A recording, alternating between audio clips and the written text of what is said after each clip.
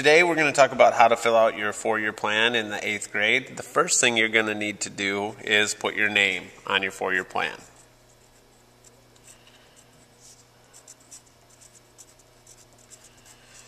Once you have your name, that's good. We need that. That's going to be important information for us to identify you. Thank you.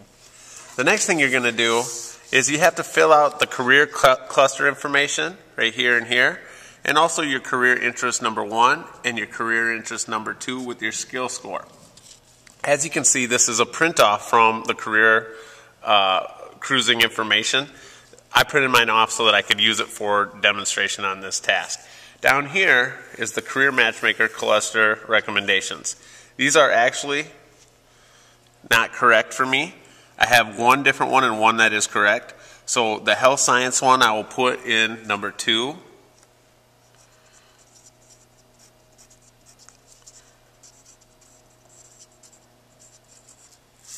And because this is different for me, I'm going to go over here to the directions that I've handed out to you and go to the career cluster codes. And one of mine will be education and training with the number. So I'm going to put education and training as my first one because that's my interest area. And even though it didn't recognize it in my career cruising, I can still put that in there just like you can. Now when you see that I have career cluster number 1 and career cluster number 2, I need to code those. So I'll go to the career cluster codes and I'll say education and training, so that's going to be code 05, and health services, which is number 10, so I'm going to put code 10 in there. Now we have to go to my career interests. And when I first started school, I was interested in physical education, which is my number 1. So I would put physical education. And then my skill score was a B. The next one I'm going to put school counselor, because after I became a physical education teacher, I became a school counselor, and that was another career interest I had. So put school counselor. And that's my second one, and that's also a B.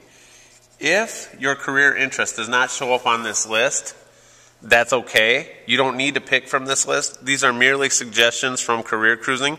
If you know you want to be an engineer and it doesn't show up on here, it's okay to put it on here. That's the reason we're writing in pencil, because this is a working document. We can change anything at any time. The main reason we do this is to get our 9th grade semester ready to go. 10th, 11th, 12th grade will be reevaluated every year, but we need you to have a plan so we fill all this out. The next thing you're going to need to pay attention to are the Humboldt High School requirements. Those are the graduation requirements for graduation. In these boxes, we've tried to help you out to make sure you get all your requirements, but you will have to fill in some of these to meet those requirements. You need 4 years of language arts, which is 8 semester credits. This is a semester, this is a semester. So you need to fill all these semesters with language arts.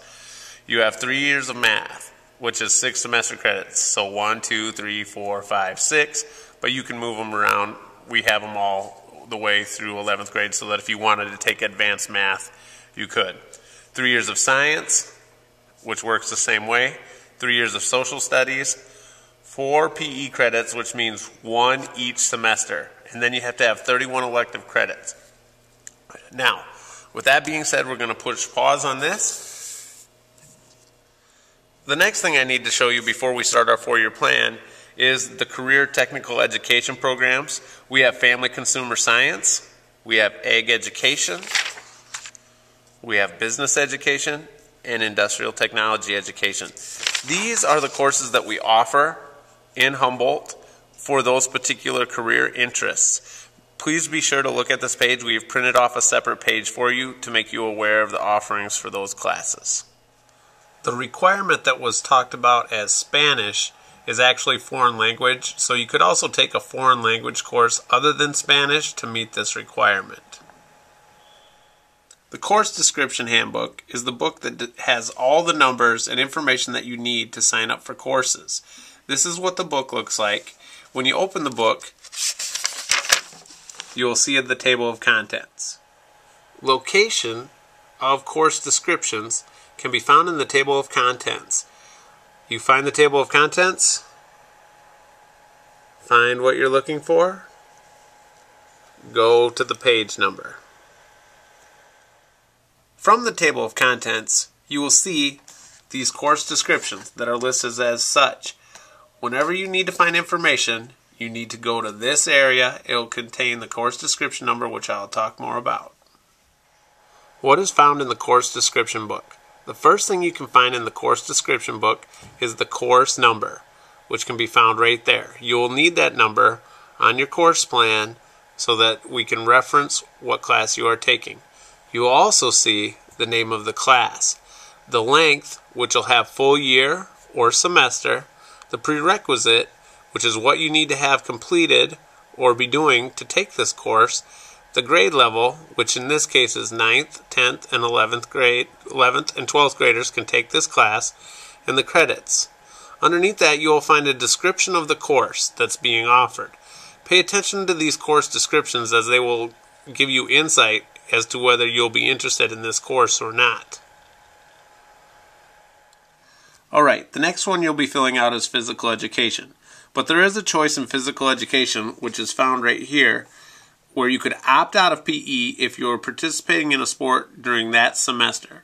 For example, first semester, an example would be football or volleyball. If you are in football or volleyball, you could opt out of PE, which would allow you another elective. Another elective would allow you to say, if you want to be in concert choir and band, it will give you another elective along with taking Spanish 1.